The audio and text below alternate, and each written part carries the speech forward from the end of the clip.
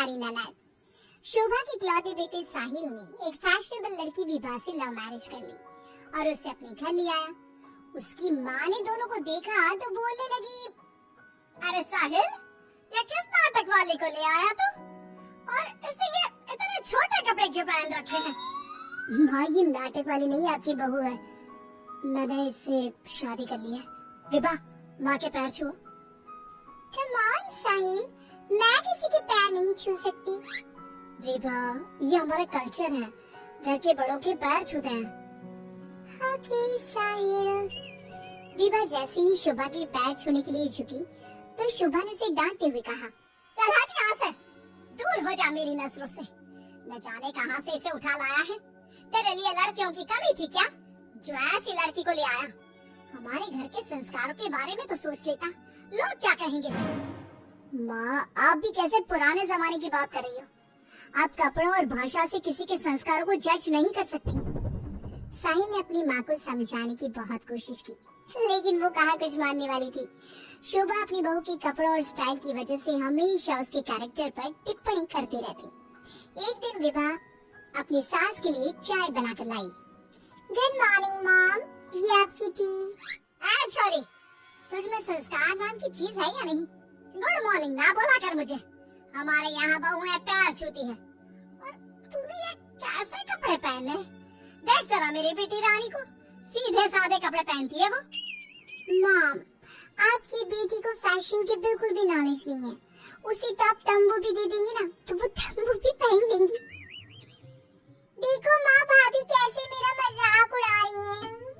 रानी, मैं तुम्हारा मजाक नहीं उड़ा रही, मगर जरा देखो खुद को, कैसी लग रही हो। तुम्हें फैशन का बिल्कुल भी सेंस नहीं है।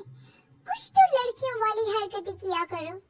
चलो कोई बात नहीं, मैं आ गई हूँ ना, सब सिखा दूंगी।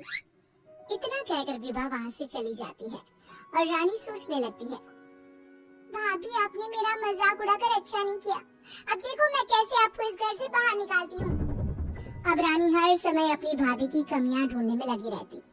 रानी की माँ तो विभा से नफरत करती ही थी, लेकिन घर से निकालने के लिए जरूरी था कि साहिल भी विभा से नफरत करे। एक दिन घर में पूजा हो रही थी। घर के सभी सदस्य पूजा में शामिल हुए, लेकिन विभा नहीं हुई। जब पूजा खत्म हुई तो रानी ने कहा, भैया, माना कि भाभी फैशनेबल है, लेकिन इसका मतलब ये तो नहीं कि वो भगवान में बिल्कुल आस्था ना रखी। उन्हें पूजा में तो आना चाहिए था ना। हाँ बेटा, तूने अपनी मर्जी से शादी तो कर ली, अब अपनी मॉडल बहू को घर के तौर तरीके तो सिखा दे। अपनी बहन और माँ की बात सुनकर साहिल विभा के पास गया और उससे कहने लगा, विभा, आज घर में पूजा थी, तुम क्यों नहीं आई पूजा में? पता है लोग कितनी बातें बना रहे थे। माय डियर हस्बैंड, इतना गुस्सा क्यों हो रहे हो? जरूरी नहीं कि भगवान को खुश करने के लिए पूजा में शामिल होना पड़े। जब भगवान को दिल से याद कर लो ना तो बस उसी समय होगी उनकी पूजा। विभा, तुम शब्दों के जाल में मुझे मत फंसाओ। मैं जानता हूँ तुम इन सब चीजों को नहीं मानती, लेकिन तुम माँ की खुशी के लिए ही चली जाती। Come on, darling, तुम तो छोटी सी बात को खींच रहे हो। मुझे पूजा में जाने से कोई प्रॉब्लम नहीं थी। मुझे किसी ने बताया ही नहीं पूजा के बारे में। अगर माया रानी बता देती तो मैं चली जाती। इसी तरह दोनों में काफी देर तक बहस चलती रही। अब विभा की ननद और सास किसी न किसी बात पर दोनों का झगड़ा करवाती रहती। जो भी शोभा के घर आता तो वो उसके सामने अपनी बेटी और बहू की तुलना करती। एक दिन उनके घर पर उनकी पड़ोसन आई। शोभा बहन, कैसी हो? कहाँ है आपकी फिरंगी बहू? अरे घूम रही होगी आधे कपड़े पहनकर कहीं। जब से आई है जीना हराम कर दिया है। शोभा बहन, वैसे जो भी हो, आपके बेटे साहिल ने ऐसी लड़के से शादी करके सही नहीं किया। आपके घर में सब कितने संस्कारी हैं। आपने अपनी खुद की बेटी की कितनी अच्छी परवरिश की है। और आपकी बहू, उसके तो पूरे मोहल्ले में चर्चे हैं। हाँ बहन, बात तो सही कह रही हो। एक मेरी बहू है जिसे ना बात करने का तरीका आता है, ना कपड़े पहनने की तमीज है। और एक मेरी बेटी है, संस्कारी, सुंदर, सुशील, सर्वगुण संपन्न है मेरी बेटी। आप तो जल्द से जल्द बस अपनी बेटी की शादी करने के बारे में सोचो। कहीं ऐसा ना हो कि आपकी बहू के चक्कर में आपकी बेटी से कोई शादी ही ना करे। पड़ोसन की बात शोभा के दिमाग में बैठ जाती है और वो रानी के लिए रिश्ता ढूंढना शुरू कर देती है। एक दिन शोभा की तबीयत अचानक खराब हो जाती है। माँ, क्या हो गया है आपको? आप दिन भर अपने कमरे में लेटी क्यों रहती हो? अरे पता नहीं बेटी क्या हो गया है, कई दिन हो गए बुखार आ रहा है। माँ, आपको डॉक्टर के पास जाना चाहिए, ऐसे तो आपकी हेल्थ खराब होती जाएगी। ओ अंग्रेजन, अपनी अंग्रेजी अपने पास रख। माँ किसी डॉक्टर के पास नहीं जाएगी। मैं अभी माँ को काढ़ा बना कर देती हूँ, माँ बिल्कुल ठीक हो जाएंगी। लेकिन रानी, डॉक्टर ब्लड टेस्ट करके बता देगा कि मॉम का फीवर क्यों नहीं उतर रहा। इसी तरह कई दिन हो गए। शोभा का बुखार उतरने का नाम नहीं ले रहा था और रानी उन्हें डॉक्टर के पास जाने नहीं दे रही थी। एक दिन विभा रानी को बिना बताए शोभा को डॉक्टर के पास ले गई। शोभा को 4-5 दिन हॉस्पिटल में रहना पड़ा। इसी बीच विभा ने अपनी सास की बहुत देखभाल की, लेकिन रानी एक बार भी अपनी माँ से मिलने नहीं आई। बहू, मेरी इतनी ज्यादा तबीयत खराब थी, लेकिन रानी मुझसे एक बार भी मिलने नहीं आई। डोंट वरी मॉम, घर में कोई नहीं है ना, तो वो घर में ही रहती है।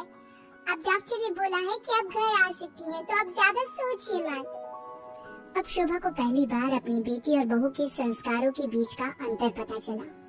शोभा अपनी बहू को प्यार करने लगी। एक दिन शोभा ने विभा से कहा, बहू, आज शाम को लड़के वाले रानी को देखने आ रहे हैं।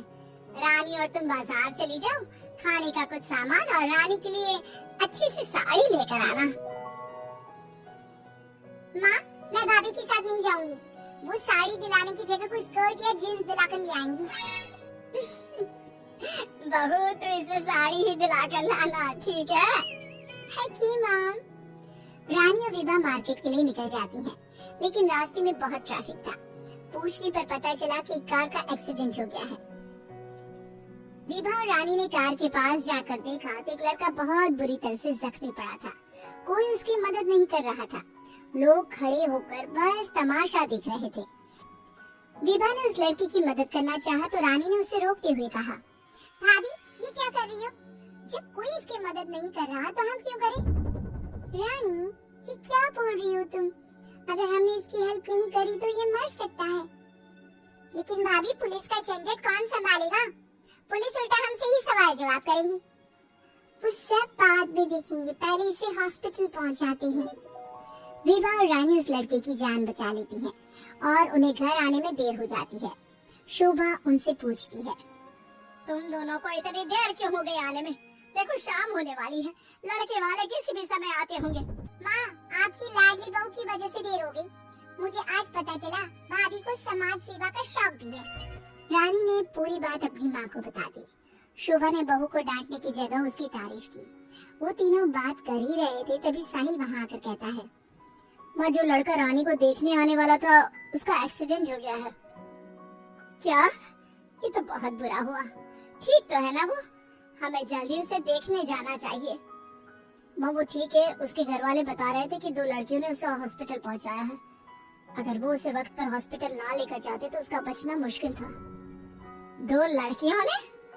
डार्लिंग, हमने भी आज एक लड़की को हॉस्पिटल पहुंचाया था। कहीं ये लड़का वही तो नहीं जो रानी से मिलने आ रहा था? सभी हॉस्पिटल पहुंचे तो ये लड़का वही निकला जिसकी जान विभा और रानी ने बचाई थी। सबने दोनों की बहुत तारीफ की। रानी ने अपनी भाभी से माफी मांगते हुए कहा, भाभी, मुझे माफ कर दो। मैंने हमेशा आपको गलत समझा। अगर आप ना होती तो मैं कभी भी किसी अनजान आदमी की मदद ना करती। Don't cry dear, हमें अच्छे काम करते रहने चाहिए। साहिल दोनों की बात सुनकर कहता है, देखा रानी, मैं कहता था ना, संस्कार चरित्र में दिखाई देते हैं, कपड़ों और भाषा में नहीं। इसीलिए कभी किसी के कपड़े देखकर उसका कैरेक्टर सर्टिफिकेट नहीं बनाना चाहिए।